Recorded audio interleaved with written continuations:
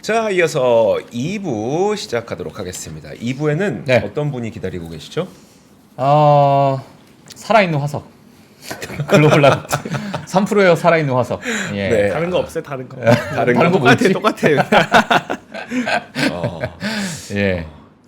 모시도록 하겠습니다. 네. 그러시죠? 예. 자, 장희성 지점장 모시겠습니다. 어서 네. 오세요. 안녕하세요. 반갑습니다. 예, 안녕하세요. 올해 처음 뵙습니다. 예. 새해 복 많이 받으십시오. 와, 새해 오늘 머리가 멋있습니다. 아, 그래요? 예. 오늘 약간 신경 어디 쓰고. 바꿔 오셨어요? 예. 아니요. 청담동인데 지금? 아, 그래요? 예. 청담동 머리야. 아유, 이게 제 그 뭐지? 예. 그 다 땡땡 그 바람 센 드라이기 있잖아요. 다 땡땡. 예. 아. 그게 생겨갖고 그걸 했더니 그냥 아, 진짜로요? 아니 그 원래는 제가 그냥 슥해서 그냥 이렇게 내리는데 예. 그건 바람이 너무 세가지고 넘어갔구나 뒤로. 네네네. 아, 알겠습니다. 저도 그걸로 머리합니다. 아, 그래요? 집에서 아침에 올 때마다. 저는 어. 스타일링이 너무 잘 돼서 좋은데 그 AS 안 AS 가 된다고 불만이 난리잖아. 너무 많아서 아 그래요? 예. 아. 불만 이거 되게 많죠. 어처구니 없는 일들 너무 많이 일어납니다. 이거. 아 그렇습니까? AS 안 돼서 초보라서? 예. AS 안 돼서 뭐 한 3개월 기다렸더니 그러면 AS 너무 안 되니까 리퍼 제품 드릴게요. 리퍼 제품 드린다고 해서 리퍼 제품 받아봤더니 이건 누가 쓴 중고도 이 정도는 아닐 텐데 막 이런 제품 갖다 주고 아무튼 문제가 많습니다. 네. 제품은 좋은데 자, 네네. 뭐 우리한테 광고도 안 주는데 네. 길게 얘기할 필요 네, 없습니다. 그러니까요. 자, 바로 이야기 넘어가 보겠습니다. 네. 오늘 어떤 이야기 해주실 건가요? 갑자기 연초부터 조정이 있었어요. 네. 그죠? 그리고 간밤에는 또 갑자기 언제 그랬냐는 듯이 그러니까요. 네. 아마 올해 계속 이런 게 반복되지 않을까 저는 생각을 하고 있습니다. 네. 그래서 이게 갑자기 조정과 이제 반등이 반복되는 한 해가 될 것 같은데 아. 왜 그런지 그걸 좀 짚어드리려고 하고요. 결국 이제 결론은 양립할 수 없는 두 가지를 기대하고 있는 것에 대해서 그 기대감이 빠지면서 뭐 그런 얘기 많이 하셨을 텐데 기대감이 빠지면서 조정을 받고 그렇지만 이게 결국 그 양립할 수 없는 두 가지가 될 수도 있거든요. 네. 그러면서 종국에는 이제 만약에 연말에는 뭐 다시 올라서 끝나 있지 않을까. 근데 그 과정 속에서는 계속적으로 이렇게 조정을 받고 다시 반등하고 심지어 그래서 10년물 금리조차도요. 네. 주식시장 말고 지금은 당연히 조금 튀어오를 거라 생각하고 있습니다. 그럼 빌그로스랑 이렇게 얘기를 해주셨는데 근데 저는 또 하반기 되면은 또 굉장히 드라마틱하게 내릴 수 있다고 생각을 하고 있어요. 지금은 조금 저도 뭐냐면은 이제 고객들 포트에 그런 미국 장기물을 언제 이제 없는 분들 같은 경우 언제 넣어야 되느냐를 이제 네. 보고 있는 거기 때문에 만약에 이제 뭐 3월 금리 인하가 없으면 실망감에 한 번 더 튈 수 있고 뭐 이런 게 있을 수 있는데 지금은 이제 뭐 양립할 수 없는 두 가지 일단 먼저 말씀드리면 그거지 않습니까? 6번의 금리 인하와 연착륙은 양립할 수 없는 거죠. 네. 그 두 가지를 12월엔 같이 본 거잖아요. 예. 그죠? 근데 이제 진짜. 사실은 말이 안 되는 거죠. 말이 안 되죠. 예, 맞습니다. 그래서 어. 연착륙이 있다면 금리는 3번 인하하는 게 맞고요. 네. 이제 그런 FOMC에서 얘기한 대로. 근데 6번 인하한다는 얘기는 굉장히 제가 그때 한번 경계선이다. 지금 네. 경기 침체가 오는 거기 때문에 한번 확 빠졌다가 올라오는 이제 V자 예. 반등이 그렇게 될 거라서 근데 또 그 양립할 수 없는 두 가지를 하는 거를 제가 한 달 전쯤 방송인가 허드슨강의 기적에 비유하면서 네. 지금 그걸 만들려고 하고 있잖아요. 예. 그렇죠? 그쵸. 파월은 전설이 되려고 하고 있는데 가능성이 없는 것도 아니라고 생각을 하고요. 그래서 예. 그런 얘기들을 오늘 조금 드리도록 하겠습니다. 알겠습니다. 그러면 그 지금 조정은 딱 금리 때문이야 네. 라고 보면 되는 거예요? 근데 이게요, 맞아요. 처음엔 그래요. 근데 네. 되게 재밌는 게 작년의 데자뷰이기도 한데요. 네. 금리가 더 못 올릴 거야. 금리 떨어질 거야 하면서 작년 상반기에 신나게 달리다가 네. 그게 아니야 하면서 확 조정을 받았었고 네. 금리는 결국에는 5%까지 갔었잖아요. 물론 그 와중에 흔들흔들했지만 근데 끝나고 보니 금리 때문에 초반에 이제 좋았다 울고 웃었지만 웃었다 울었죠. 네. 근데 금리는 어쨌든 연초보다 예상보다 높았음에도 불구하고 특히 나스닥 시장은 40% 넘게 올랐죠. 예. 그러면은 당연히 초반에 금리에 좌우됐지만 결국엔 AI라고 하는 그 모든 걸 이기는 이벤트로 주식시장이 좋았었고요. 그래서 지금도 마찬가지라 보고 있습니다. 금리 때문에 웃었고 12월에 금리 때문에 약간 조정을 받고 있는데 울먹울먹 하고 있는데 근데 어제 흐름 보면은 또 재밌죠. 네. 금리가 빠진 게 아닌데도 네. 그죠? 엔비디아가 멱살을 잡고 올라오면서 예. 그죠? 그 나스닥 2%를 올렸고 예. 재밌는 거는 어제 엔비디아가 두 군데 동시에 출동을 했죠. 두 군데요? 두 군데? CES에서 아, 그래서 JP모건 헬스케어랑 같이. CES랑 네. JP모건 헬스케어에 동시 출동을 했죠. 예. CES에서는 RTX 40 슈퍼 시리즈를 발표를 하면서 저희는 잘 모릅니다만 게이머들에게는 굉장히 지금 완전 만세를 부르시더라고요. 아, 그래요? 엔비디아가 돌아왔다. 이제 왜냐면 이제 본업 그들에게 생각하는 본업은 RTX인데 그쵸. 너무 AI 쪽으로만 가다가 네. RTX 그런 4070, 80의 슈퍼 시리즈를 발표를 했고 예. 가격이 굉장히 잘 나오면서 예. 그래요? 예, 그래서 뭐 가성비 쪽으로 완전 다들 환호를 하는 그런 야. 이제 상황이 나오면서 이제 그런 게이밍 칩 RTX 쪽에서도 굉장히 그래서 RTX 뭐 이제 4070 슈퍼, 4070 Ti 슈퍼, 4080 슈퍼 뭐 이렇게 나왔단 말이에요. 그래서 예. 이런 것들에 좀 굉장히 또 한번 사실 그러면서 저 AMD도 라데온 발표하면서 반도체가 쫙 올라간 거거든요. 예. 그래서 CES에서 이제 예. 직접적으로는 그렇게 이제 반도체도 끌어올려줬고 JP모건 헬스케어 컨퍼런스에서는 이게 결국 이제 엔비디아가 뭐 몇 년 전부터 야심차게 준비한 AI 네. 바이오. 그래서 우리나라도 올해 가장 큰 테마는 저는 AI 바이오가 될 거라고 보고 있는데 이제 예. 여러분들 AI 바이오 작년에는 진단이었으면 올해는 엔비디아가 멱살을 잡고 끌고 올라가면서 AI 신약 개발 쪽으로 굉장히 큰 네. 이제 뭐 저는 바람이 불 거라고 보고 있는데 또 예. 재밌는 게 제가 오늘 준비한 건 아니니까 그냥 좀 쭉 말씀을 드릴게요. 원래 하려고 했던 내용 아니니까. 근데 암젠이랑 또 발표를 이거는 바바리안 리서치에서 정리를 되게 해주신 건데 암젠이랑 협력 발표를 했단 말이에요. 네. 근데 암젠이 디코드라고 하는 자회사를 갖고 있는데 암젠도 결국에는 그런 그 엔비디아가 리커전 투자했잖아요. 리커전이라고 하는 그런 AI 바이오 기업이 지금 네. 한 2배 이상 한 두 달간 쫙 올라와서 그런 이제 K바이오나 세론인데 발표하고 오히려 어제도 올랐던 리커전 파마시티컬이라는 기업이 있습니다. 근데 이제 그 리커전에 있는 여러 가지 데이터를 엔비디아는 데이터가 없으니까 네. 그 데이터를 활용하기 위해서 이제 그 한 500억 정도 되는 돈을 넣어서 지분도 태우고 그런 협력 모델 얘네가 발표하는 게 자체 모델 있고 오픈 소스 모델 있고 리커전이 갖고 있는 모델 있고 세 가지로 지금 가는 방향이란 말이에요. 예.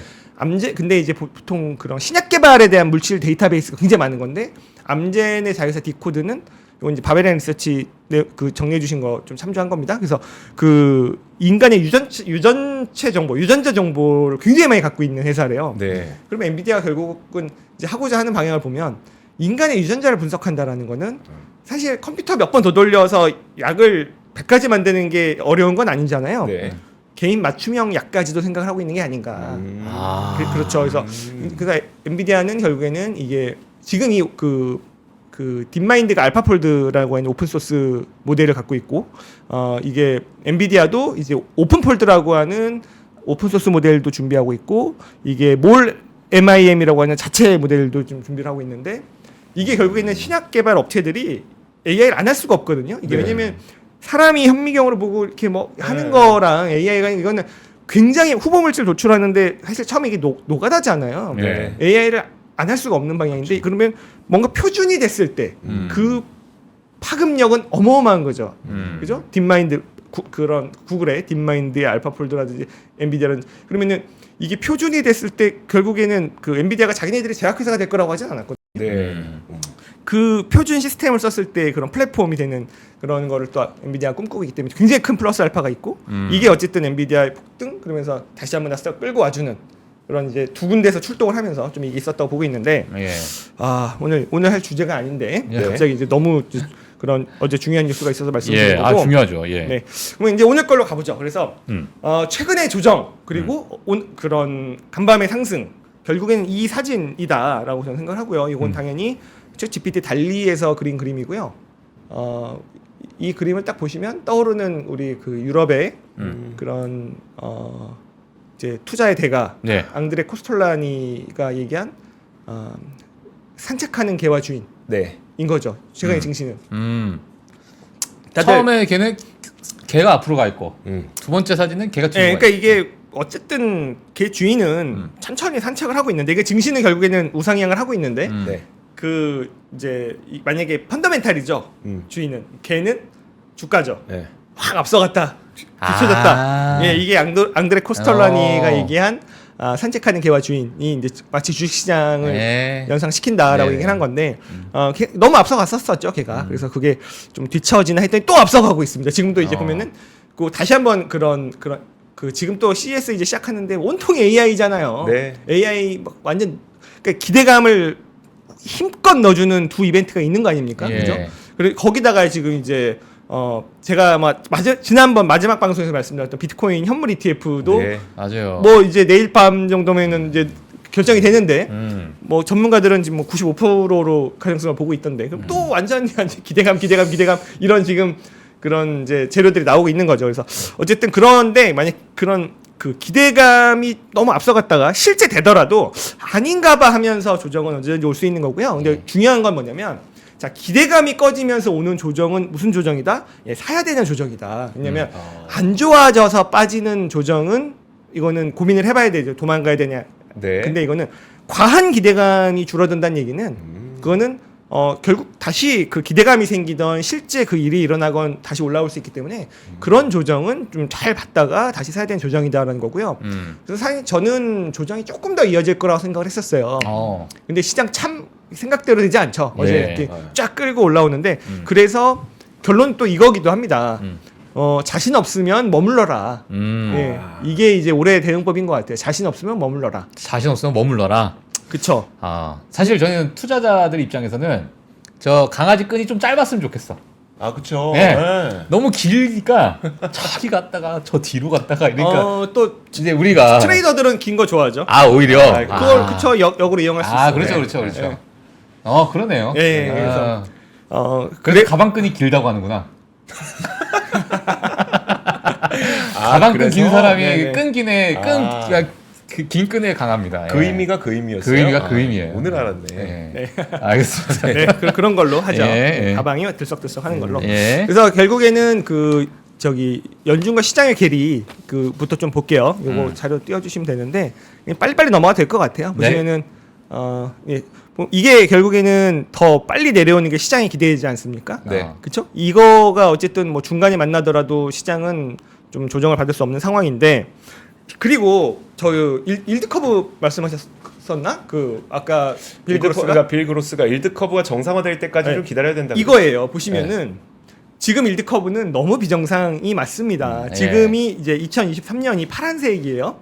근데 여러분들 맨 밑에 거는 2021년입니다. 자, 일드 커브는 원래 어떻게 생긴 겁니까? 아래처럼. 예, 생겨야지. 밑에처럼 생긴 거죠. 그러니까 무조건 만기가 길면 금리를 높게 더 줘야 되는 네. 그죠? 이건 내가 이제 언제 돌려받아야 될지 모르는 그런 그 이제 텀 프리미엄이라고 해서 그런 기간 프리미엄을 더 줘야 되는 건데 예. 지금의 일드 커브는 어떻게 돼 있습니까? 음. 그렇죠? 파란색 보시면은 말이 안 되는 그죠? 네. 그러니까 이건 겁니다. 자, 기준금리 떨어뜨려. 그러면은 어디만 떨어진다? 빌 그로스님의 얘기는 요 단기물 금리가 떨어질지언정 네. 장기물 금리는 꿈쩍도 안 할 수 있다. 그게 이제 당연히 일리가 있는 얘기긴 합니다. 그래서 이걸 보시는 순간 기준금리 떨어지면서 요 부분 여기가 쭉 내려올 텐데 근데 이쪽 10년 이상의 금리들은 네. 움직이지 않을 수 있다라는 거를 생각해 주신다면 지금 10년물 금리가 단기간에 과하게 내려온 3.8은 정말 과했던 게 맞습니다. 예. 그리고 또 하나는 QT가 계속 이어지고 있고요. 네. QT가 이어지는데 금리가 빨리 떨어진다? 이건 사실은 좀 난센스잖아요. 이게 지금 보시면은 마이너스로 가는 게 지금 다 QT란 말이에요. 근데 예. 요 검은색이 페드예요. 예. 그리고 요 이제 하늘색 예. 요게 이제 22입니다. 네. 22는 오히려 늘어나죠. 페드가 약간 줄어들지만 하지만 이 과정이 바뀌지 않으면 금리가 빠르게 떨어지기는 어려운데 우리 그 댈러스 연은 총재 누구죠? 로리 로건인가요? 로스. 아까 말씀하셨던 댈러스 연방은행 총재가 보험원이요? 미셸 보면 미셸 보는 아니에요. 네.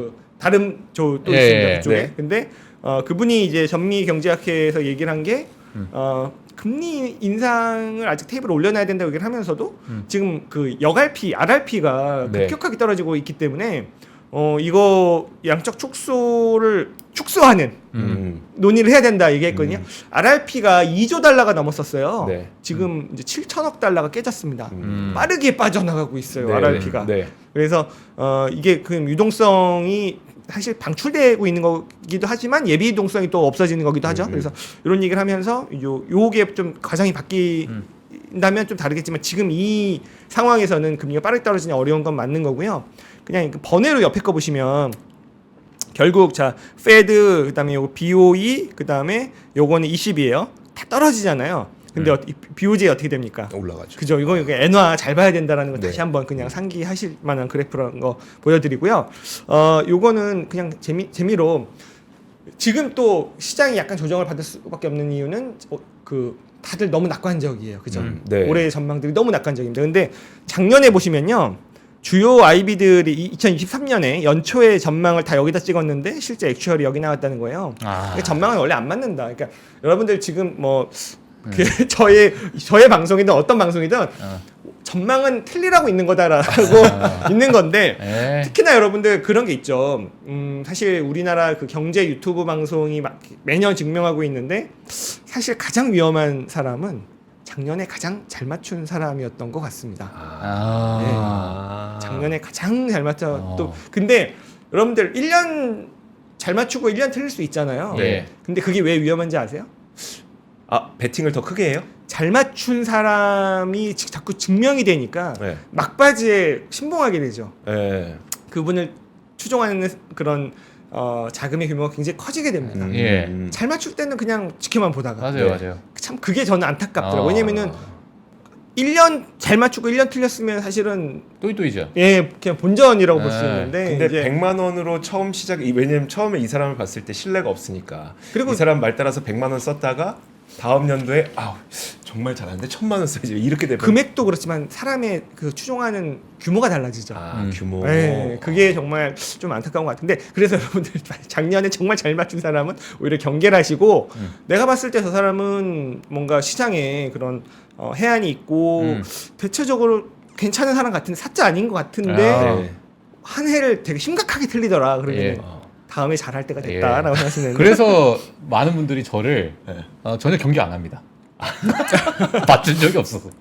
예. 근데 기다리고 아주 있죠. 친근하게 보고 있어요, 저를. 작년에 4,700 한 70 정도로 끝났잖아요. 네. 근데 정확하게 맞춘 게 야덴이에요. 그냥 야덴이. 재미로 보세요. 예. 이거 띄워주세요. 그러면 4,800을 예상을 했죠. 아. 근데 재밌는 거는 페드의 그런 기준금리는 3.75에서 4.0을 예상했으니 예.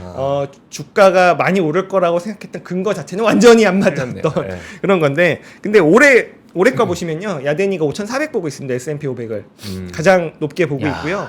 그럼 그 사람들이 또 야덴이를 잘 믿을 만도 하겠죠. 그래서 네. 보시면 모건 스탠리, JP 모건이 굉장히 밑에 올해보다 지금보다 더 빠지는 걸로 전망을 하는 게 있는데 조금 더 편하게 보시면은 야덴이가 5,400, 그다음에 뭐 펀드 트레드, 그다음에 저기 뭐 시티, 골드만삭스 이런 데가 다 5,100 이렇게 예. 보고 있고 JP 모건은 한 4,300인가 보고 있어요. 그래서 이렇게 보는데 여기는 안 나오지만 BCA 리서치는 아예 폭락한다라고 보고 있거든요. 제가 이거를 왜 보여드리냐면 JP 모건과 BCA 리서치가 주가가 올해 많이 빠질 거라고 보는 이유가 뭘까요? 금리가 경기 경기 침체입니다. 경기 침체. 예, 경기 침체예요. 그 얘기는 뭐냐면 여러분들 제가 양립할 수 없는 두 가지라고 했죠. 네. 종국에는 할 수도 있지만 자 금리를 빠르게 많이 6번 못 내리는 거 그리고 연착륙이 안 되는 거 둘 중에 하나를 포기해야 된다면 우리는 뭘 포기해야 되느냐? 시장을 위해서는 저는 금리요. 그렇죠. 금리를 포기해야 됩니다. 네. 예, 왜냐하면 경기 침체가 오면 폭락인 거. 이 사람들이 다 나쁘게 보는 이유는 경기 침체이기 때문입니다. 근데 예. 경기 침체를 다들 안 보고 있어요 지금. 몇몇 소수를 빼고는. 예. 심지어 누리엘 루비니 교수가 미국 경기가 미국대 교수님. 미국 닥터 경기가 생각보다 나쁘지 않을 것 같다고 얘기를 하시면서 닥터 둠까지. 우리의 간담을 서늘하게. 잠깐만. 왜냐면 루 교수님마저도 예. 누리엘 루비니 교수님마저도 미스터 루. 예, 그러니까 경기 침체 없다고 하니 예. 간담이 서늘하죠. 그래서 잘 보셔야 되는 거고요. 그래서 그 둘 중에 하나를 포기해야 되면은 당연히 작년에 증명했잖아요. 금리를 그렇게 안 내려도 시장은 좋을 수 있는데 경기 침체는 가혹합니다. 맞아요. 그래서 그거를 꼭 기억을 하시고요. 야덴이가요. 다시 요 자료 틀어주면 좋은데 5,400을 보는데 올해 5,400이고요. 내년에 얼마 보냐면 6,000 봅니다. 6천. 그냥 뭐 왜? 한 방향인데 12가지 이유가 있습니다. 12가지 이유요? 기사를 보기 불편해서 제가 예. 네가 12가지 정리해. 그럼 챗 GPT 요새 정리 엄청 잘하니까요. 네. 자, 12가지 보시죠. 금리가 정상 수준으로 돌아왔다. 금리는 떨어진다는 얘기예요. 네. 그죠? 소비자들은 구매력을 유지하고 있다. 가계는 부유하고 유동성이 높다. 노동성이 강하다. 이게 뭐냐면은 경기가 굉장히 좋다는 얘기입니다. 네. 그죠? 그러면서 또 보면은 자, 고기술 혁명이 생산성을 높인다. 그죠? AI 혁명이 이어진다는 얘기죠. 7번 보시면. 네. 그리고 또 보면은 11번 세계적인 도전적인 과제는 제한적일 것이다. 이 얘기 뭐냐면 항상 여러분들 매년 우리가 전혀 그 누구도 전혀 예측하지 못하는 일은 항상 벌어집니다. 네. 그렇죠? 그게 시장에 호재가 됐건 악재가 됐건 아무도 예상하지 못했던 일은 무조건 벌어지죠. 네. 그게 시장에 영향을 주고 네. 2년 전에는 그게 팬데믹. 우크라이나 네. 아, 그쵸? 우크라이나? 저 3, 4년 전에는 그 팬데믹이었고 그다음 2년 전에 우크라이나 러시아 전쟁이었고 그런 건데 그런 게 없을 것이다. 이제 이 12가지에는 너무 완벽한 조건을 두고 있다는 겁니다. 뭐 모든 게 금리는 떨어지고 경제는 강하고 그런 돌발 악재는 없을 것이고 저 의미는 사실 터질 만한 큰 이제 악재들은 이미 시장에서 반영을 하고 있다. 이거보다 더 큰 어떠한 악재는 안 나올 가능성이 크다. 뭐 이렇게 봐야 되는 거야. 심리적으로 봤을 때. 그렇죠. 전쟁이라는 게 2번이나 터졌으니까. 그러니까요. 국제적으로 봤을 때. 그러니까 그런 정도의 네. 그 사람 뭔가 놀라운 일은 벌어지겠지만 시장에 네. 영향을 줄 만한 거는 없지 않겠느냐라는 걸 깔고 있는 거라서 예. 사실은 조금 억지스럽긴 합니다. 하지만 어쨌든 이렇게 보고 있다는 거고 네. 그러면서 여기부터는 좀 나중에 보면 될 것 같은데 자 그러면은 과연 정말 이렇게 될까요? 금리는 6번 인하하고 미국 경기는 여전히 강하고 아무 일도 돌발 없고. 악재는 일어나지 않고 AI 혁명은 지속되고 이 모든 조건이 완벽하기는 좀 어렵지 않을까라는 생각을 네. 하기 때문에 물론 맞을 수도 있습니다만 그래서 이게 맞으면 진짜 내년 6천 가는 거죠. 그래서 예. 근데 이렇게 될지언정 중간중간에 의심 아닐 것 같은데 하는 조정은 중간중간 나올 거라고 저는 보고 있습니다. 그런데 10년물 금리 관련해서 저는 조금 다른 말씀을 드렸죠. 지금 너무 빠르게 내려왔고 그리고 약간 4% 초반 정도 튈 수 있다라고 네. 생각을 하지만 그런데 자 이런 얘기들 많이 하세요. 자 6번 내린다고 치자. 6번 내리면 얼마입니까? 3.75에서 4.0이에요. 네. 근데 3.7에서 4.0인데 10년물 금리 3.8이 말이 돼? 4.0도 말이 안 돼. 왜냐면 턴 프리미엄 그때부터는 줘야 되니까. 네. 6번 내린다고 치자. 그래도 과하다라고 하는데 저는 그렇지는 않다고 생각을 해요. 아, 그래요? 예, 그 이유를 조금 이따 설명을 드리면서 예. 자, 우리가 일단 과거의 사례를 좀 몇 가지 볼 텐데 일단 금리 인상은 끝났죠. 네. 그거는 그냥 뭐 컨센서스로 갑시다. 네. 그리고 금리 인하는 빠르면 3개월, 늦으면 5, 6개월 안에 금리 인하 시작하겠죠. 네. 그 두 가지를 보고 볼게요. 자, 마지막 금리 인상 이후 금융시장에 대해서 JP모건에서 정리한 자료인데요. 예. 라스트 하이크니까 우리는 그러면은 7월인가요? 그렇죠. 그렇죠. 네, 7월. 예, 7월이죠. 그건데요. 그때부터 요쪽은 주식 시장이에요. 여러분 보시는 왼편이죠? 예, 왼편 주식 시장인데 결국은 금리 인상이 끝나고 나서는 요 90년, 00년을 제외하고는 이때 이제 뭐 닷컴 버블 뭐 이런 거 있었으니까 그걸 제외하고는 올랐다는 겁니다. 예. 근데 쭉 오른 것도 있지만 오르다가 다시 빠진 것들 있죠. 그렇죠. 예, 이건 뭐냐면 이게 금리 인하를 하면서부터는 다시 빠지는. 그래서 금리 인하 이꼬르 시장 크래시아라고 한 전문가들이 있단 말이에요. 예. 그런 경우도 있긴 있어요. 근데 그 경우는 뭐다? 미리 말씀드리면 경기 침체가 와서 금리를 내리기 때문인 겁니다. 그래서 여러분들 경기 침체는 시장이 굉장히 악재입니다.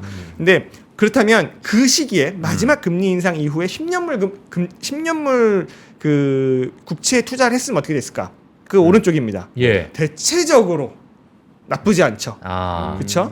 대체적으로 나쁘지 않죠? 예. 자, 요걸 하나 보고 가시고요. 음.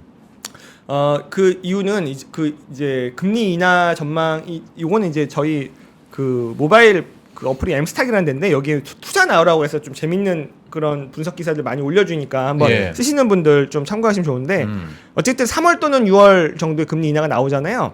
근데 일단은 1980년 이후에 큰 폭의 금리 인하 뭐 두세 번 말고요. 큰 폭의 금리 인하 6번의 케이스를 한번 조사를 해봤어요. 6번의 케이스 이거 보이시죠? 1, 2, 3, 4, 5, 6 이거는 폴 볼컷 2번, 앨런 그린스펀 2번, 벤 버냉키 1번, 제롬 파월 1번입니다. 이 6가지 케이스인데요. 첫 번째, 금리 인하를 시작해서 금리 인하가 끝날 때까지 기간을 한번 조사를 해봤습니다. 네. 근데 봤더니 미국채 10년물을 투자하면 어떻게 되죠? 거의 필승이었습니다. 지금까지는 6번 다. 그쵸? 다른 것들은 혼조죠. 주식시장은 되게 재밌는 게요. 81년, 84년, 89년은 플러스인데 네. 2001년, 2007년, 2019년은 금리 인하 시작하고부터는 시장이 무너지죠. 이게 뭐다? 예, 경기 침체입니다. 침체. 네, 경기 침체와 함께 금리를 떨어뜨리면 예, 시장은 안 좋습니다. 자, 그렇다면 지금은 금리 인하 시작한 게 아니잖아요. 그러면은 자, 금리 인하 시작 6개월 전 네. 만약에 한 5, 6월쯤 금리 인하 시작하면 요 케이스가 될 것이고 금리 인하 시작 3개월 전 아마 3월에 금리 인하를 하면 요 케이스가 될 텐데 이때도 보면요. 어쨌든 가장 좋은 투자 대상은 미국제 10년물이었습니다. 예. 그렇죠. 한두 번의 마이너스가 보이긴 합니다만 그죠? 주식 시장은 역시 혼조였습니다. 그래서 오히려 이제 US 달러 인덱스가 이제 6개월 전부터는 또 오히려 좋았던 네. 이런 것들이 있죠. 예. 금은 별로 안 좋았고 뭐 이런 것들 그냥 참고만 하시면 좋은데요. 예. 근데 왜 근데 그렇다면은 이런 과거 데이터를 보고 하지만 그래도 지금 10년물 금리는 좀 오버슈팅이라는데 네. 말이 되냐? 연말이 된다 한들 다시 뭐 4%를 깰 수 있겠느냐? 네. 저는 있다고 보는 이유를 하나 말씀드릴게요. 왜냐면은 야 6번 내려봤자 기준금리 3.75, 4.0이야. 네. 저는 이거는 올해만 사는 사람들의 얘기라고 생각을 합니다. 예. 내년에 안 봅니까? 자, 그래서 자 JP 모건 스탠리도 약간 보수적인 스탠스를 보고 있는데 모건 스탠리의 이제 요 이름이 누구냐면 예, 엘렌 젠트너인데요. 엘렌 젠트너라는 전략가가 보고서를 쓴 건데 그 내용을 좀 요약하면 이겁니다. 본인은 이게 6월에 최초 금리 인하를 할 것 같다고 합니다. 7월 한번 건너뛰고 네. 9월부터 또 금리 인하를 한대요. 그러면은 그러면 올해는 7, 9 그다음에 뭐 11, 12 해서 네. 4번 번. 인하를 하는 거예요. 그러면 시장 기대보다 낮죠. 그래서 6월에 한 번, 7월 건너뛰고 9월부터 근데 이분의 얘기는 금리 인하가 한 번 시작되면 쭉 가는 거니까 9월부터 2025년 매번 이렇게 예상을 한다고 해요. 예. 매번이 아니더라도 잠깐만 이 사람의 말이 맞다면 올해 4번이면 실망스럽죠. 자 볼게요. 엘렌 젠터너의 말대로라면 24년에 4회 인하를 하면 기준금리는 4.25에서 4.5가 됩니다. 네. 이것만 보면 10년물 금리가 4.0인 건 오바스럽기도 하죠. 네. 근데 이 사람 말대로 내년에 8번 다 인하를 한다고 치면 25년 말이 되면 기준금리는 2.25에서 2.5가 됩니다. 네.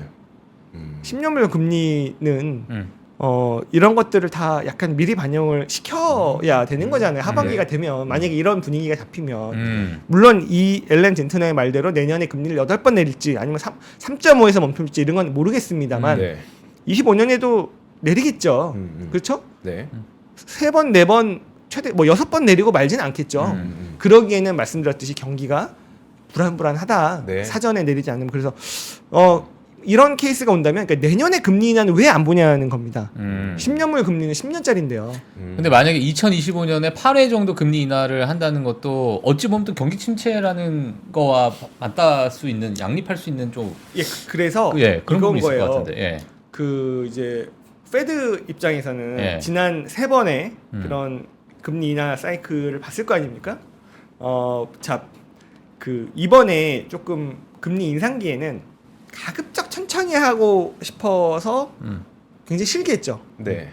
이번에도 가급적 천천히 하고 싶을 수가 있고 조금은 선제적으로 해야겠다는 생각을 할 수가 있을 텐데 조금 천천히 했을 때 주식시장은 박살이 났었죠. 그쵸? 네. 그래서 그거에 줄타기를 하겠다는 거 아니겠습니까 지금? 제롬 파월은 그래서 그게 뭐라고요? 허더슨 강의 기적에 비유를 할 수 있는 것이고 줄타기를 묘하게 하면서 그러니까 물가에 부담을 주지 않으면서도 네. 경기 침체가 오기 전에 살짝씩 내리는 물론 그게 성공하리라는 보장은 없습니다. 굉장히 어려운 겁니다. 기적에 가까운 겁니다만 그걸 하겠다는 거고 근데 그렇다면 그건 주식 시장은 좋을 수도 있고 안 좋을 수도 있습니다. 근데 예. 확실하게 좋아 보이는 거는 뭐다? 채권인 거죠 오히려. 오히려 그렇죠. 네 그래서 지금은 아닙니다. 저도 스탠바이입니다만 만약에 3월에 실제로 금리 인하가 나오지 않고 약간 실망감 인해서 10년물 금리가 좀 튄다면 네. 저는 투자해도 된다라고 생각을 하고 있습니다. 그리고 그 이제 다시 그 10년물 금리가 떨어지면서 또 시장에 다시 훈풍을 줄 수 있고 그 기간에만큼은 또 약간 그 시소라고 말씀드렸잖아요. 빅테크, AI 빅테크와 소외주. 그러면서 올해는 뭐 금융주, 헬스케어 이런 그리고 IT 말씀드렸듯이 올해는 미국 시장도 지금 어쨌든 작년 10월 이후로 가장 센 거는 중소형 바이오텍이고요. 미국도 네. XLV가 가장 강합니다. 그래서 오늘 하려고 했던 건 아닌데 그냥 예. 요거 그냥 요거 한번 띄워주시면 좋은데 이게 이제 요 그래프인데요. 작년 10월 말 이후로 그런 금리 인하에 대한 기대감이 생긴 이후로 뭐가 제일 좋았냐라는 건데 이거 아닌 죄송해요. 요거네 요거 네. 영어로 돼 있어. 요게 그거거든요. 요쪽에 요게 이제 XLV가 가장 좋았다 이런 얘기여서 작년에는 헬스케어가 24% 마이너스로 박살났고 예. S&P 500이 올랐음에도 불구하고 그래서 네. 올해 헬스케어 미국도 잘 봐야 될 것 같고요. 그래서 당연히 파생해서 국내 시장도 잘 봐야 된다고 생각을 하고 있고 예. 전통 그러니까 어제 그 제가 일일이 지금 열거하기 정리도 안 되는데 JP모건 헬스케어 시작하면서 M&A랑 라이센스 딜이 막 무대기로 터졌어요. 무더기로. 그런 미국 이제 물론 이제 빅파마와 미국 중소형 바이오텍 네. 간의 딜이어서 뭐 국내 바이오텍이 아니었 좀 아쉽긴 하지만 지금 그 굉장히 큰 올해 M&A와 라이센스 딜이 계속 이어질 겁니다. 빅테크들은 돈을 써야 되고 왜냐면 더 나빠지기를 기다렸던 거죠. 중소형 바이오텍들이 더 싸게 네, 사기 위해서. 네. 근데 그게 아닌 걸 알았기 때문에 M&A가 시작이 되는 거라서. 근데 또 어쨌든 그 중심에는 AI 바이오를 하는 회사들을 또 보시는 게 굉장히 큰 결국 모든 건 다 AI랑 접목시켜야 되니까 그래서 AI가 지금까지 훈련만 했는데 어디다 써먹어 이제 채팅만 했는데 산업에 써먹어야 될 거 아니에요. 네. 그게 이제 로봇이랑 붙는 게 궁극적이지만 네. 바이오에 먼저 지금 시작이 되고 있다. 신약 개발 쪽에 그렇게 보시면은 그럼 맞을 것 같습니다. 지금 혹시 뭐 지금 CES를 보면 네. 야 이거 AI 어디 진짜 옥석 가리기 해서 AI 투자해야 되는 거 아니야? JP모건 헬스케어 컨퍼런스 보면은 이제 제약바이오 사야 되나 이렇게 좀 왔다 갔다 하시는 분들이 있으실 것 같은데 네. 어떻게 보세요? 둘 다 사야 되고요. 예. 그래서 요거 하나 또 띄워주시면 예. 만약에 여러분 그 정말 그 허드슨강의 기적 그건 뭐냐면 금리는 많이 내리고 경기는 무너지지 않는 예. 이겁니다. 요 장표인데 금리 안정기와 경기 안정기가 동시에 왔을 때 이게 이제 골디락스라는 얘기죠. 네. 요 시기에는 뭐가 좋냐? 근데 헬스케어도 좋다라고 해서 이제 요거 골드만삭스에서 만든 자료인데 예. 여러분 참고로 아시죠? 골드만삭스가 회사 창립 이래 처음인가 아니면 뭐 몇십 년 만에 처음인가 바이오 펀드를 만들었어요. 그래요? 네, 골드만삭스가 어. 바이오 펀드를 원래 바이오랑 되게 냄새 맡았어. 안 친한 그런 아이비인데 그래서 헬스케어도 좋다라는 거지만 사실 더 좋은 게 있죠. 테크 하드웨어, 세미스는 이제 반도체 얘기하는 겁니다. 예. 그다음 소프트웨어. 결국에는 이런 성장주, 결국에는. 그런 IT와 그런 바이오 헬스케어가 이 시기에는 좋다라는 거고 무엇보다도 AI는 작년에도 좋았던 게 이어가는 거고 예. 네. 바이오 헬스케어는 진짜 한 3년 동안 어. 괴롭혔잖아요. 네. 작년에 이제 그런 이제 GLP-1 이제 그런 비만 쪽으로만 좀 좋았지 나머지들은 되게 어렵기 때문에 둘 다 굉장히 중요한 예. 올해의 핵심 업종이라고 생각하고 있습니다. 예. 알겠습니다. 예. 그러면 지금 우리가 해야 될 게 인공지능 바이오 그리고 채권 예. 또 뭐 있죠? 하나 더 있는데 인공지능 바이오. 인공지능이랑 인공지능 바이오 채권. 인공지능 바이오 채권이고 교집합이 되는 그런 AI 바이오 기업들은 더 뭐 한번 같이 그 교집합이 나오는 거잖아요. 그래서 예. 그렇게 좀 보시면 좋을 것 같아요. 예. 그러면요, 이게 되게 기술적인 질문이 될 수도 있을 것 같은데 지금 당장 방금 말씀하셨던 것에 대한 포트폴리오를 제가 해야 돼요? 아니면 앞서 말씀하셨던 것처럼 3월에 혹시 진짜 첫 번째 인하가 없을 수도 있으니까 좀 기다려야 돼요? 저는 10년물 채권 같은 10년물 금리는 좀 기다려야 되는 수준이라 생각을 하고 있어요. 네. 그러니까 지금이 이게 오버슈팅이라고 보는 게 아니라 그 약간 언더슈팅이 될 수 있는 이제 언더슈팅 지금 오버슈팅은 맞긴 맞죠. 지금으로서는. 네네. 근데 이제 하반기가 되면은 다시 저는 4를 깨고 내려가는 게 저는 분명히 나올 거라 생각을 하는데 예. 말씀하셨듯이 너무 가파르게 내려왔고 그러니까 이제 이런 거잖아요. 이게 원사이드로 주식도 이렇게 안 올라가는데 금리라는 게 이렇게 네. 원사이드로 분명히 한 번에 골을 만들고 갈 것이고 근데 그 골이 진짜 한번 들어가도 되는 그런 골일 것이다. 그래서 지금은 아니죠. 그래서 기다리는 게 맞고요. 그래서 전 분명히 진짜 기다리면 기회가 올 거라고 보는데 주식은요 진짜 어려운 게 한 네. 1월 한 중순까지 조금 보다 보면 예, 그래서 또 원래 또 모든 그런 행사는 또 세론도 있고 근데 네, 네. 미국은 세론이 없는 거지. 그러니까 네. 뭐 1월 중순까지 보다 보면은 되게 좋은 기회가 있지 않을까라고 생각했는데 또 그런 거는 또 진짜 타이밍 네. 안 주죠. 어제 네, 같은 경우 네. 보면 좀 어려운 것 같습니다. 그래서 주식은 적정 비중. 그래서 제가 항상 말씀드린 게 적정 비중. 언제 튀어도 쉽지 않을 적정 비중은 좀 머무르고 나머지 가지고 조금 여러분들의 개인기를 펼쳐보시는 게 맞지 않나. 근데 사실 지금 뭐 바이오 지금 뭐 제약 바이오나 헬스케어 섹터를 보게 되면은 네. 애널리스트들의 많은 이제 투자 의견 상향 조정이 일어나는 기업들도 있고 물론 헬스케어는 과거에 그 투자 의견이 많이 좋지 않았었잖아요, 사실은. 네네. 예. 왜냐면 뭐 금리 인상 시기에서 좋을 리가 없으니까. 그래서 그 작년 3분기 자료긴 한데 예. 가장 많은 그런 투자 그 오버웨이트 그 예. 비중 확대 의견이 나오면서 실제 그 이제 애널리스트들은 예. 그 포트폴리오 매니저, 펀드 매니저들은 가장 또 비중을 언더웨이트했던 업종이 이제 작년 3분기 기준이에요. 그게 이제 헬스케어 미국에서요. 아, 그러니까 투자 의견 상향은 했는데 상향이 많이 나오는데 실제적으로 본인은 이건 애널리스트고 이건 펀드 매니저니까 아, 펀드 매니저들은 많이 안 갖고 있는. 오히려 더 줄이는. 아. 그게 이제 근데 작년 3분기는 어떤 거였냐면은 이런 거예요. 그러니까 이제 8월에 그 저기 지금 암젠인가요? 네. 그 어디 큰 굉장히 한 4조 우리나라 돈으로 4조 원 정도 되는 M&A 딜을 하려고 했는데 예. 그 제가 지금 빅파마 이름이 기억이 안 나요. 네. 아마 여기서도 잠깐 말씀드렸던 것 같은데 그 지금 제가 기억이 안 나는데 그거를 저기 리나칸이 FTC 네. 리나칸이 FTC에서 연방거래위원회에서 어. 소송을 걸었어요. 안 된다. 이건 반독점이다. 그러면서 어. 바이오는 M&A를 해야 되는 업종인데 빅파마들이 네. 이러면은 어떡하지 하면서 확 빠졌었는데 그게 이제 10월경에 그게 이제 그 대법원에서 연방거래위원회에 문제가 있다. 그래서 또 약간 연방거래위원회에서 걱정하는 거를 조금 조정하면서 M&A 성공으로 가면서 그 업계에서는 굉장히 한숨을 돌렸던. 그래서 3분기 그것 때문에 빠진 거긴 해요. 예. 아, 그런 이슈 때문에. 네. 진짜 헬스케어 관심이 많네요. 그러니까요. 많네요. 이제 갈 때가 됐다 이것도 예, 있습니다. 모든 3년. 많은 분들께서 공통적으로 얘기하는 거는 간다면서요? 갑니다. 그거 진짜. AI가 그랬어요. AI 그랬고 올해는 헬스케어야. 제약 바이오.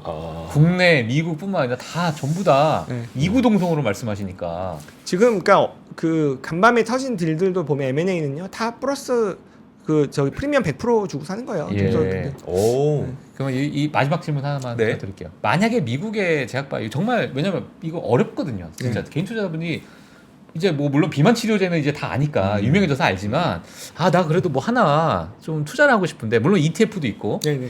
근데 뭐 종목 단으로 좀 보게 되면은 그래도 굴지의 빅파마들 네. 이러한 기업들을 투자하는 게 맞다고 보십니까? 어떻게 보세요? 올해는 빅파마보다는 예. 중소형이고요. 바이오텍 예, 그런 왜냐면 기업들을 빅파마는 돈을 쓸 거고. 네. 그리고 이게 M&A든 라이센스든 그런 대형 아. 딜들이 중소형이 나올 거니까 그래서 예. 결국에는 뭐 사실 ETF가 편하죠. 우리가 뭐 하나하나 어떻게 알겠습니까? 예. 그래서 그냥 또 뭐 이렇게 사실하는 게 아니고 지표로 삼을 만한 종목 이 업종이 특히 보는 거는 어쨌든 엔비디아가 투자한 리커전 파마슈티컬이라는 종목을 그냥 좀 지표로 삼아서 보실만 할 것 같고요. AI 바이오 기업으로. AI 관련돼서는 네네. 엔비디아가 돈을 태워서 예. 그리고 그 이제 페논베타라고 하는 그런 리커전의 그런 고유 모델을 그 또 엔비디아가 키워주고 있거든요. 네. 그렇게 지표로 보면서 알겠습니다. 예. 이게 빅파마도 사실 투자하기 좀 어렵고 내지는 좀 지루하고 근데 바이오테크는 너무 무서워요. 그렇죠. 그러니까 진짜 뭐 아니면 도니까요. 가끔 부러운 것도 바이오테크 왜냐면 부러워요. 맞아요. 가끔 상승했다. 네. 150%가 상승해. 막 600도 상승합니다. 네. 600%도 상승하고. 뭐 물론 이제 하락하면 근데 80%씩 하락하니까. 여러분 진짜 그것만 좀 조심하면 좋을 것 같아요. 그러니까 바이오를 투자를 하면서요. 바이오를 되게 좋아하시는 분이 있고요. 네. 국내 뭐 투자하시면서 이게 절대 안 하시는 분 있습니다. 근데 절대 안 하시는 분은 잘하고 계신다고 보는데요.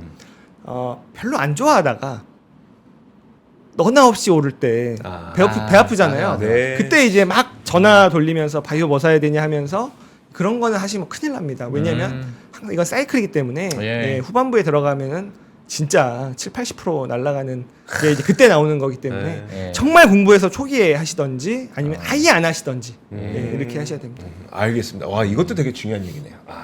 제 주위에서 지금 비트코인 많이 물어보고 있더라고 자기네들끼리. 후반부인가요 그러면? 지금 야 비트코인 주변에서 지금 비트코인 사야 된다 이러고 있더라고요 친구들이. 예, 그래서 야 이것도 우리가 조심해야 되나.